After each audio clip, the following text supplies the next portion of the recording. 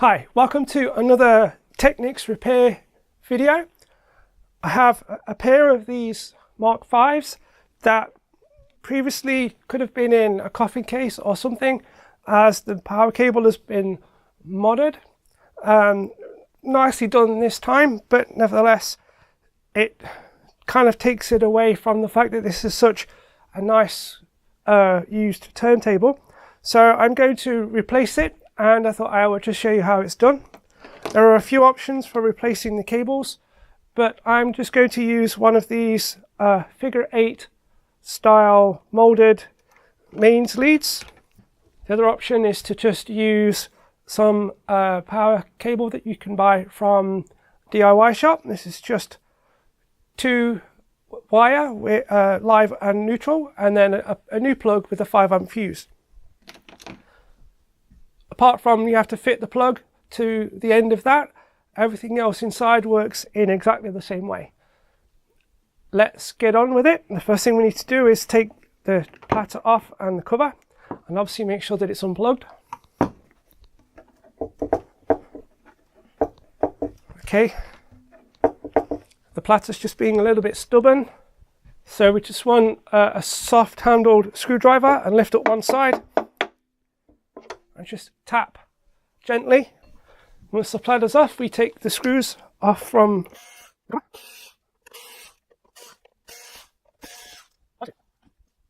okay, put the screws to one side and take the cover off. So this is the section that we're concerned about. The power comes in here through this grommet, goes around the outside of the transformer, and then is soldered on to the board just there. We need to remove the 2 wires from there, remove the protective cover, remove the grommet, and then take that old cable out. We just cut that tie wrap that's holding that in place, and then I'm going to snip the 2 wires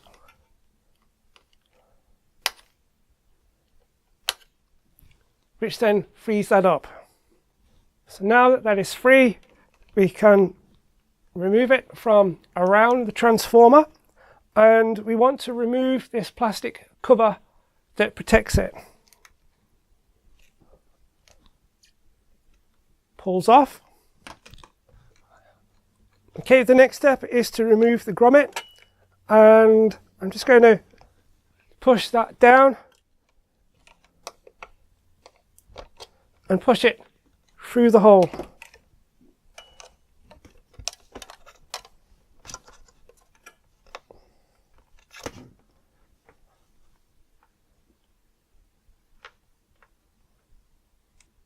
That just pops out, and there we have removed our old power cable. So the first thing I'm going to do is just cut the end off this.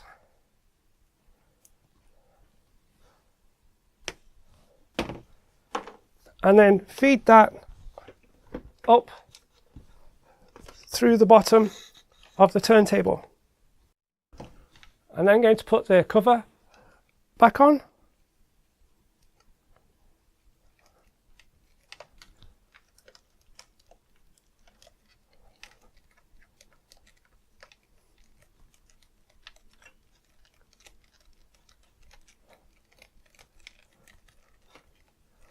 And push it around. Now we're going to use our soldering iron to remove these parts that were left on the solder terminals. I'm just going to put some fresh solder on to get things flowing.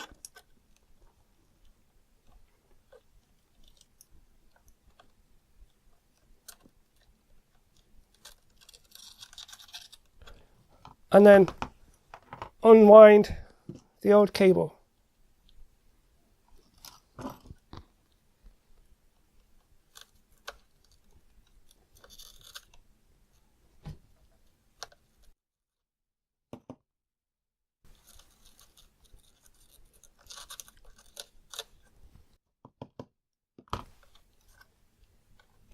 Obviously be very careful, that will be really, really hot. Put a bit of fresh solder on. So now we can strip the new wire back.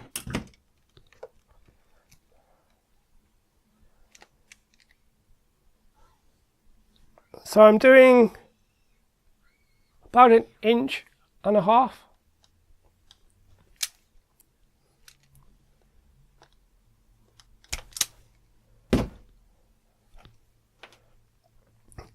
The neutral goes to the top and the live goes to the bottom. It's actually marked on the 2 points where it says AC.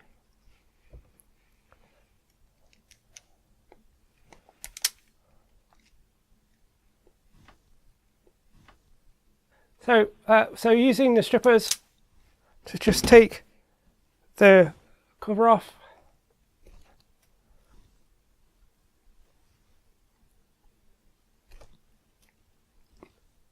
And then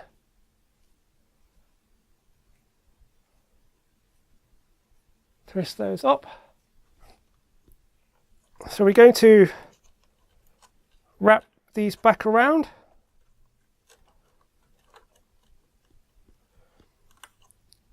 And I'm going to just trim that back so that there isn't too much.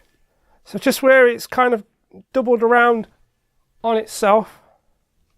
And don't cut over the top of the electronics.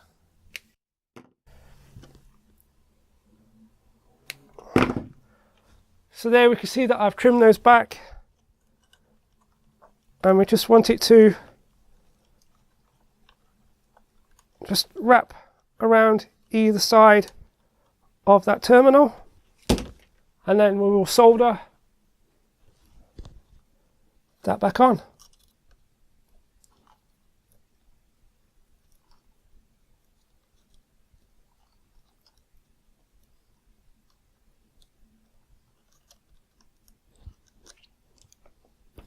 And make sure that the solder has gone through all of the wire and all around so that there is no dry joints.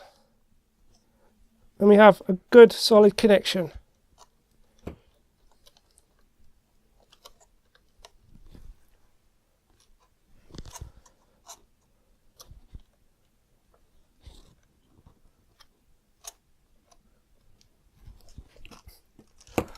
Okay, so that's the live side.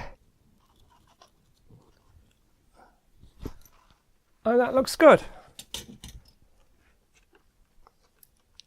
So just like before, I'm going to put a small tie wrap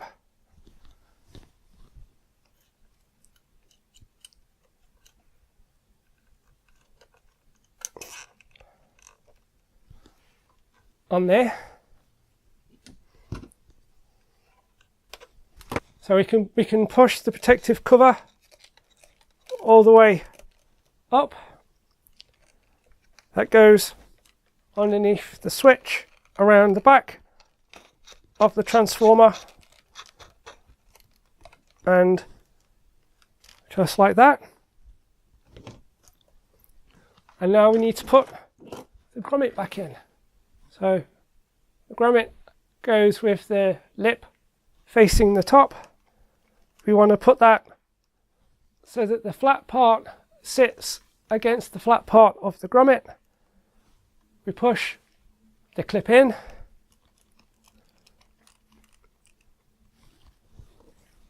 and then using some needle nose pliers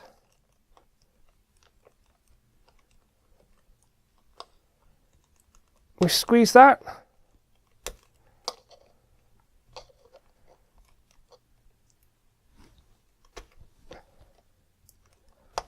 And put it into the hole.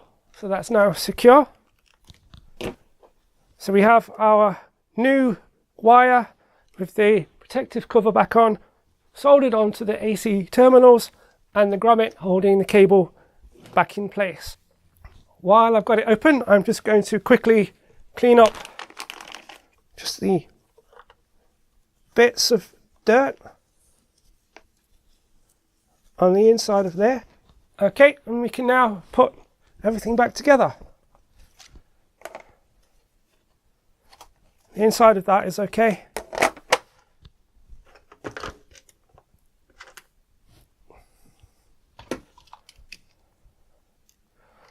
So put our screws back in.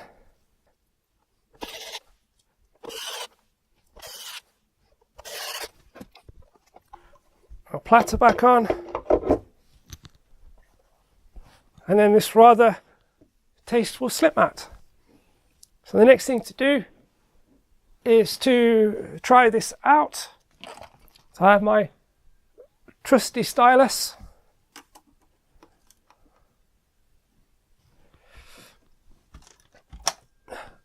Before I plug this in, I'm going to use this RCD just to protect the electrics.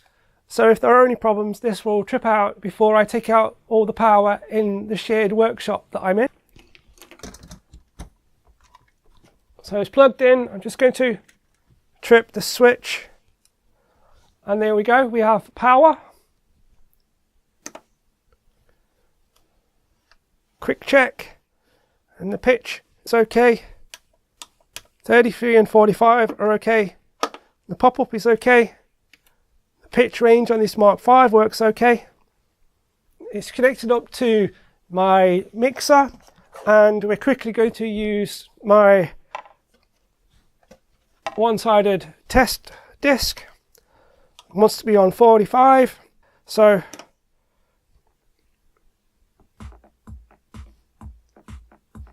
we have good audio. The channel levels look good. I'm wiggling around the RCA cables and I'm not hearing any crackle. So this turntable is now finished and can go back into its flight case, ready to be used on another day.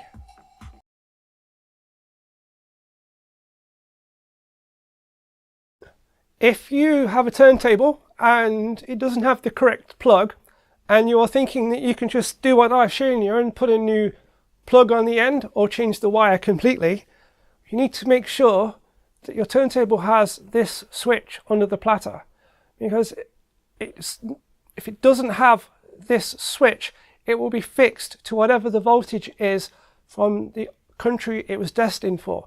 So in the UK and Europe, 220 to 240. In America, 110 to 120. If this was a turntable from Japan, it would be 100 volt. And some of the older ones that I've had through the workshop did not have the switch. So you couldn't just change the plug and change the voltage on it. You would need a 100 volt step down converter, or you would need to change the power supply and the power board with one that would work in the UK or whatever country that you are currently watching this in. So that is one thing that you really need to watch out for, because if you put 240 volt through 110 or 100, you will blow potentially a lot of things. I've just been and had a look through my other turntables and grabbed this one as a prime example of when you would want to fit a new power lead. So as we can see, this one has been cut up and it just has a chock-a-block thing on the end. So I would want to replace the whole of the cable on this one. Here we have another example. This one has the 2-pin style power lead on there. And for this one, we could just snip the end off and put a normal plug on. But we might want to check the colour of the wires inside on the live and the neutral so that we get them the right way round.